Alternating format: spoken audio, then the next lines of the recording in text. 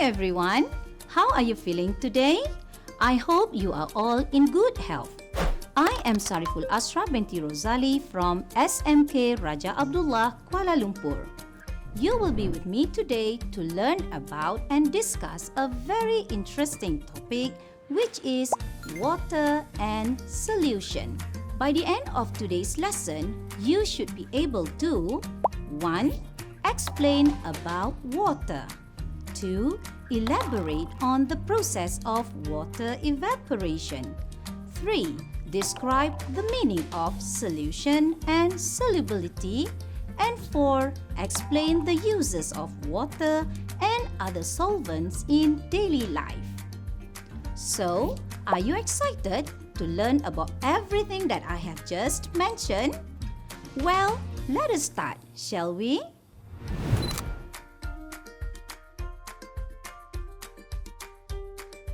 Water.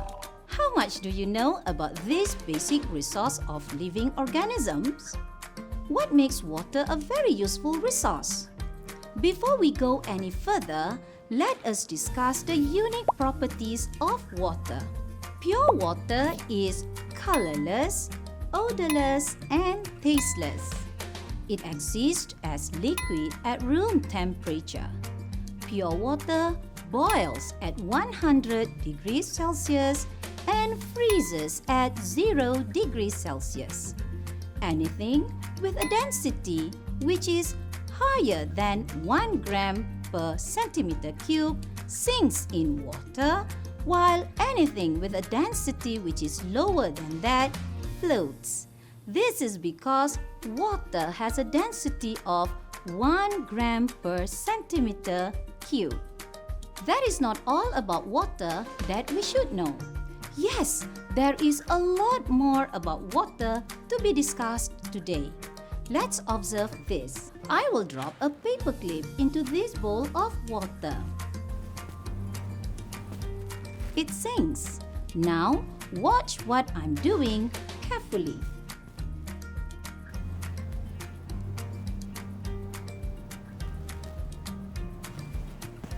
Ta-da! The paper clip seems to be held by a thin membrane on the surface of the water. From this simple activity, we can conclude that water has a high surface tension. Surface tension is a result of cohesive force between the water molecules at the surface of the water. This explains how fishing spiders and water striders can stay afloat on water. Have you ever tried collecting water on a coin? You should try it out because that is another way to show that water has a high surface tension. Just get a coin, then slowly and gently drip water on it drop by drop. You may count how many drops of water the coin can hold. Did you know that we can make water walk? Yes, walk. Let's carry out this simple activity.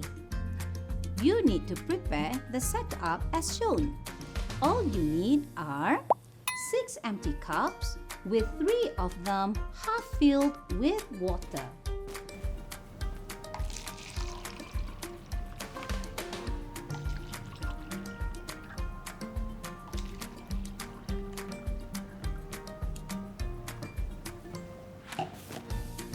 Piece of kitchen paper towel and food coloring, preferably red, blue, and yellow. Arrange them like this.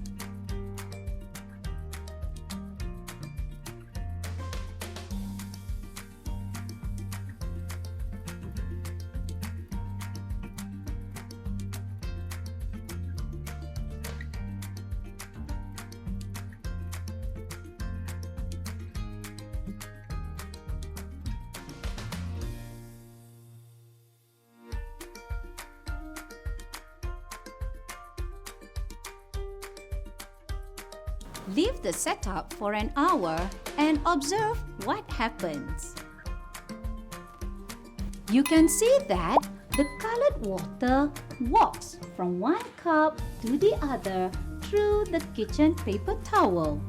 How is this possible?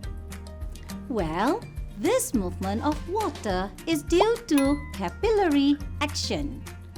This property of water explains how water is transported from the roots of a plant to all parts of the plant through the xylem.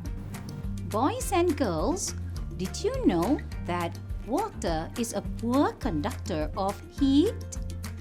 This means that water does not allow heat to flow through it easily. Let us prove this with another simple experiment.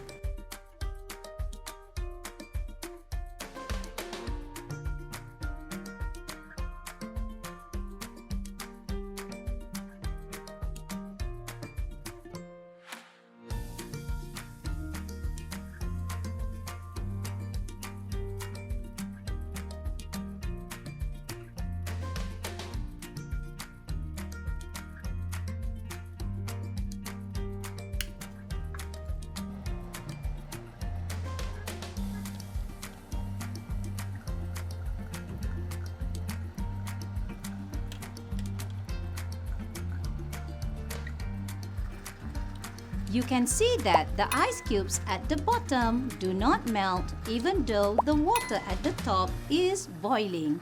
Simply amazing, isn't it? Next, boys and girls, did you also know that water is a compound? Do you still remember what a compound is? Yes, a compound is a substance which is made up of more than one element that combines chemically. Do you know what the elements are in a water molecule? Let us find out. The elements in water molecules can be separated through a chemical process called water electrolysis. In this setup, 2 carbon rods are used as the electrodes. The rod connected to the positive terminal makes up the positive electrode known as anode, while the rod connected to the negative terminal makes up the negative electrode known as cathode. When the circuit is complete, the ions start to move to the respective electrodes. Positive ions are collected at the negative electrode, while the negative ions are collected at the positive electrode.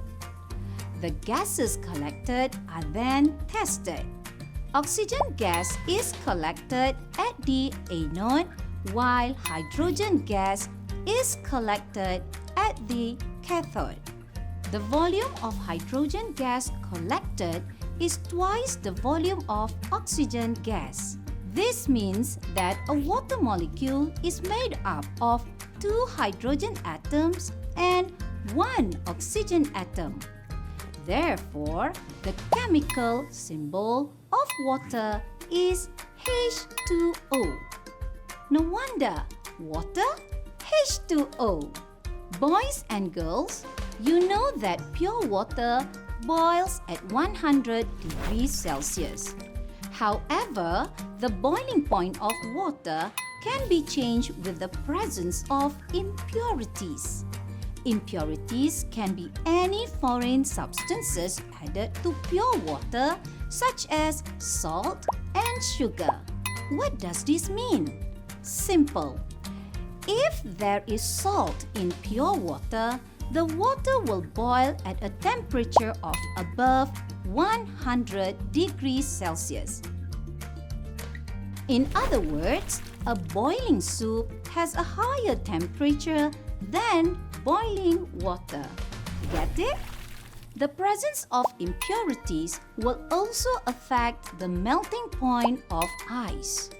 The melting point of ice becomes lower than 0 degrees Celsius if there is salt in it. So pupils, do you get the first part of our lesson? Can you complete the chart by stating all the properties and physical characteristics of water? Number 1. Water is colorless, odorless, and tasteless. Next, water exists as liquid at room temperature. Next, water boils at 100 degrees Celsius and freezes at 0 degrees Celsius. Good. Next, water has a density of 1 gram per centimeter cube. Next, water has a high surface tension. Next, water has a capillary action. Water is a poor conductor of heat. Very good. And lastly, water is a compound consisting of 2 hydrogen atoms and 1 oxygen atom. Well done! I hope you understand all the properties and physical characteristics of water very well now.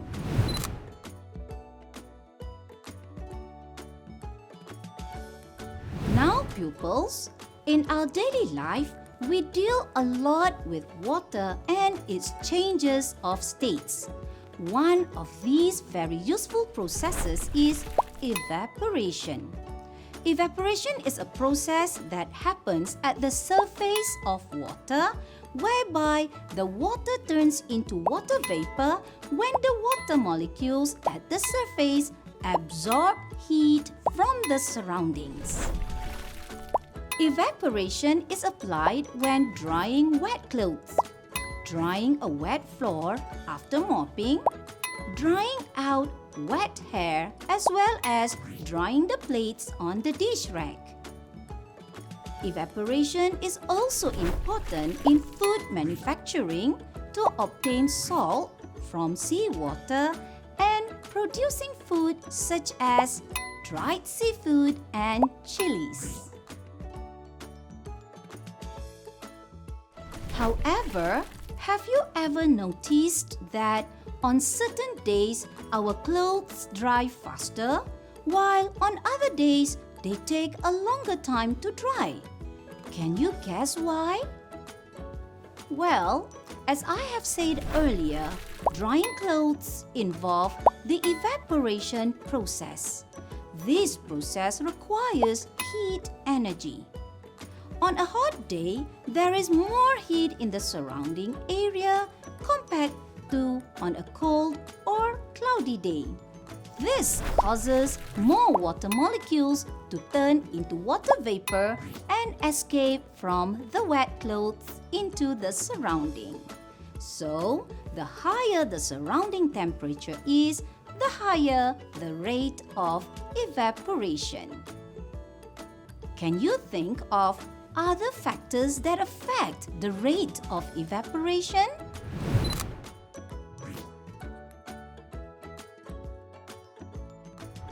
Very good.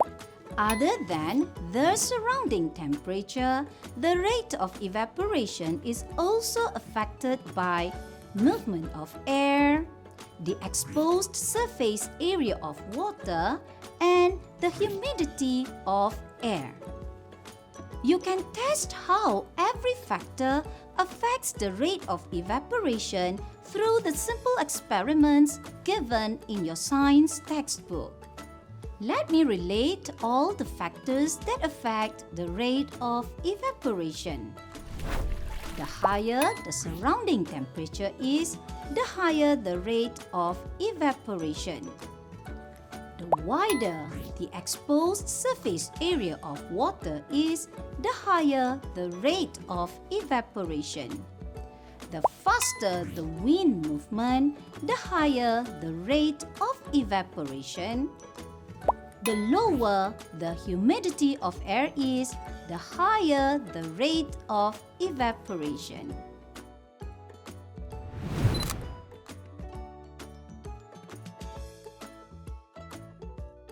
Dear pupils, what happens when sugar is added to water?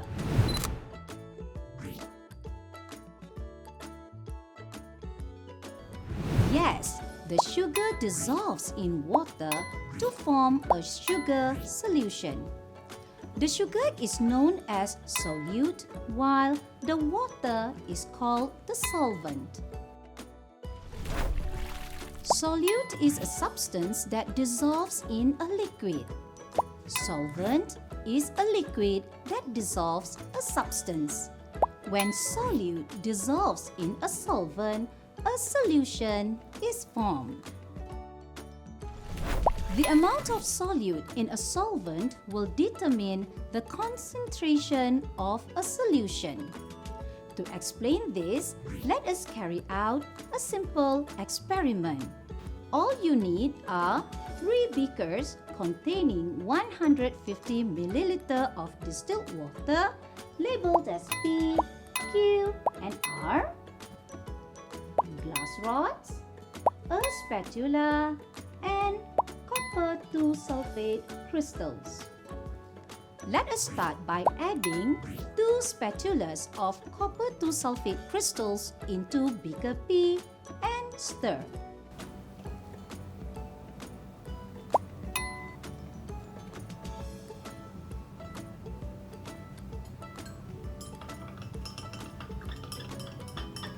What is formed when the copper 2 sulfate crystal dissolves in water? Good, a solution. Now, let us add 4 spatulas of copper 2 sulfate crystals into beaker Q and stir.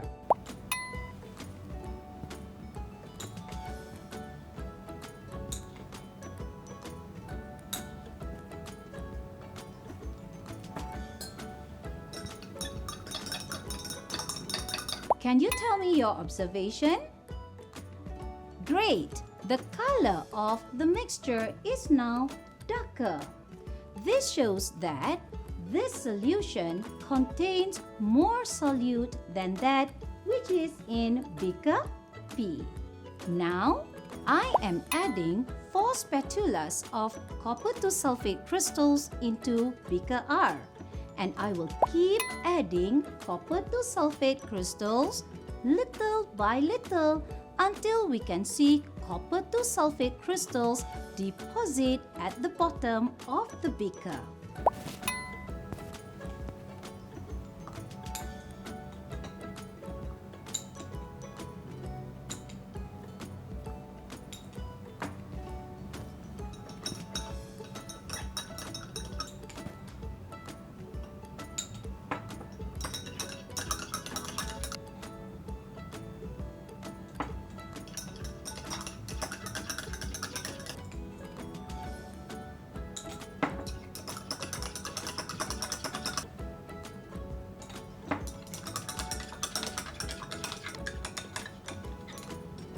Can you compare the solution in these 3 beakers? The solution in beaker P contains a little solute. The solution in beaker Q contains a lot of solute. The solution in beaker R contains the maximum amount of solute. A solution that contains a little solute is called a dilute solution. This solution can dissolve a lot more solute. A solution that contains a lot of solute is called a concentrated solution. This solution can dissolve only a little more solute, while a solution that contains the maximum or excess amount of solute is called a saturated solution. This solution cannot dissolve any more solute and will form precipitate as seen at the bottom of the beaker. So pupils, can you name the 3 types of solutions again?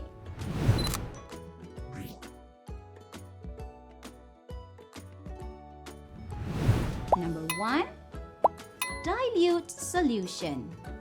2, concentrated solution. And 3, saturated solution. Good! In some situations, we do not get a clear mixture when we add a solute into a solvent. For example, adding soil into water. What we get is a cloudy mixture. This mixture contains undissolved solute particles such as sand and clay. This cloudy mixture is called a suspension. We can conclude that if a solute dissolves in a solvent, a solution is formed, while if the solute particles do not dissolve in the solvent, a suspension is formed. Examples of solutions are salt solution, syrup, and copper 2-sulfate solution. No residue will be collected if these solutions are filtered. An example of a suspension is a mixture of water and chalk powder. When this suspension is left undisturbed, the chalk powder will settle at the bottom, and if it is filtered, it will leave a residue. Can you think of other examples of solution and suspension? We have discussed what a solution is. Now, what does solubility mean? Solubility of a solute is the maximum amount of solute that can dissolve in 100 milliliter of solvent at a specific temperature. The rate of solubility of a substance is affected by several factors. These factors are the temperature of the solvent, the rate of stirring, and the size of solute. Let us consider this situation. We are given the following: sugar cubes, glass rods, and water. How can we make the sugar dissolve faster? Can you put your thinking cap on? Have you figured out the ways? We can make the sugar cubes dissolve faster if we use hot water instead of cold water or water at room temperature. The sugar can be dissolved faster if you stir the mixture more rapidly. And another way is we can crush the sugar cubes and turn them into fine sugar. The sugar will dissolve faster as the total surface area exposed to the water is now bigger. Did anyone think of that? Great! Other than solution and suspension, there is another type of mixture which is formed when two or more solutes dispersed evenly in a solvent. This mixture is called a colloid. A colloid does not form a clear mixture, and it does not form precipitate. Examples of colloids are mayonnaise, milk, liquid detergent, cooking oil, and paint.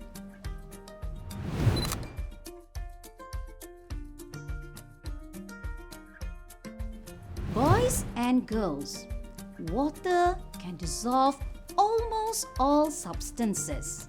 For example, water is needed to dissolve the detergents used in the cleaning process. Water is also needed to dissolve fertilizers supplied to plants. Even gases such as oxygen and carbon dioxide are dissolved in water, which is then absorbed by the aquatic organisms. Because of this, water is known as a universal solvent. However, water cannot be used to dissolve substances like paint, ink, and grease. These substances can be dissolved by organic solvents.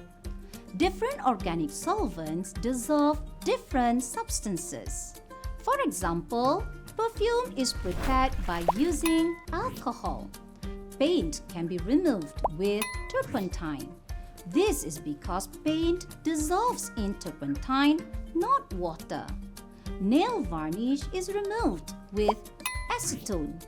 This is because acetone can dissolve nail varnish. You may search for more examples of organic solvents which are widely used in our daily life. Well, pupils, it looks like our lesson has come to an end. I really hope that today's lesson can help you to understand the main concepts of water and solution. Appreciate this important basic resource and make sure you use it wisely.